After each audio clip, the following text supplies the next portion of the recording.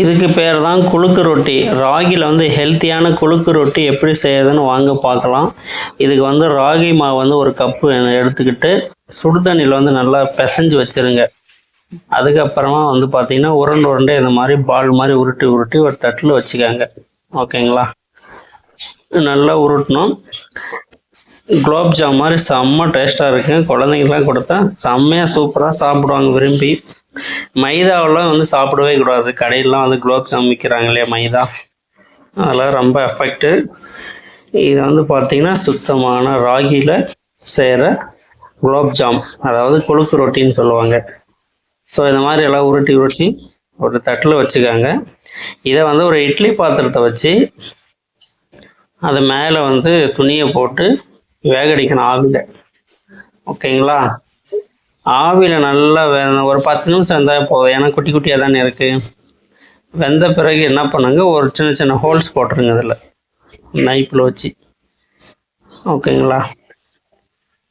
அதுக்கப்புறமா ஜீராவில் வந்து வெள்ளத்தை நல்லா பாவு காசி அதில் போட்டு நல்லா கொதிக்க விட்டுட்டிங்கன்னா குழுக்கு ரொட்டி ரெடி. வாங்க பார்க்கலாம் இப்போ எப்படி செய்கிறதுன்னு.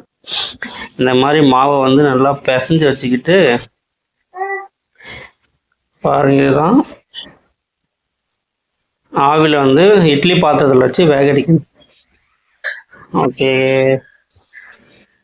இது மாதிரி எல்லாத்தையும் அதில் வந்து ட்ரான்ஸ்ஃபர் பண்ணிடணும். பண்ணிவிட்டு நல்லா வந்து ஒரு 10 நிமிஷம் வேகடிச்சிங்கன்னா போதும். அருமையான குலோப் ஜாம் ரெடி. இது வந்து ஹெல்த்தியான, அது வேகடிச்சதை வந்து இதில் போட்டாச்சு ஜீராவில், அதாவது வெள்ளை பாகு. இது பாருங்கள் எவ்வளோ அழகாக திரண்டு வெந்திருக்கு. நல்லா ஒரு 10 நிமிஷம் 1/4 மணி நேரம் நல்லா வேக விட்டிங்கன்னா அது நல்லா உள்ளே போய் இறங்கிடும் பாவு. அப்புறமா சாப்பிட்றதுக்கு செம்ம டேஸ்ட்டாக இருக்குங்க. இது மாதிரி நீங்கள் சிறுதானியம் இருக்கு இல்லைங்களா, அதில் கூட செய்யலாம். சிறுதானியம் கொஞ்சம் கொஞ்சம் மில்லட்ஸ், அதாவது ராகி, கேழ்வரகு, கம்பு, திணை, கருப்பு கவுனி, இந்த மாதிரி ரைஸ் எல்லாம், இந்த மாதிரி மில்லட்ஸ்லாம் வாங்கி இந்த ராகியோட மிக்ஸ் பண்ணிக்கலாம். மிக்ஸ் பண்ணி இது மாதிரி செஞ்சிங்கன்னா இன்னும் பெஸ்ட்டான ஒரு ஹெல்த்தி ஃபுட்டு எதுவுமே கிடையாதுங்க. பாரம்பரியமான பரிசுத்தமான ஒரு ஸ்நாக்ஸ்ன்னு சொல்லலாம். ஓகேங்களா? பார்க்குறதுக்கு எவ்வளோ அழகாக குலோப் ஜாம் எவ்வளோ சூப்பராக இருக்குது பாருங்கள். இதுக்கு வேறு கொழுக்கு ரொட்டி ரொம்ப ஹெல்த்தியான ஃபுட்டு. குழந்தைங்களுக்கு ரொம்ப கொடுக்கலாம்.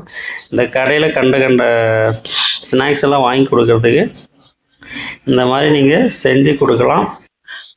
ரொம்ப ரொம்ப நல்லது. பாருங்கள், அப்படியே வெந்து திரண்டு எப்படி இருக்குது பாகில். பார்க்குறதுக்கு எவ்வளோ அழகாக இருக்குது பார்த்தீங்கன்னா. நாவல் பழம் மாதிரி பிளாக்காக இருக்குது.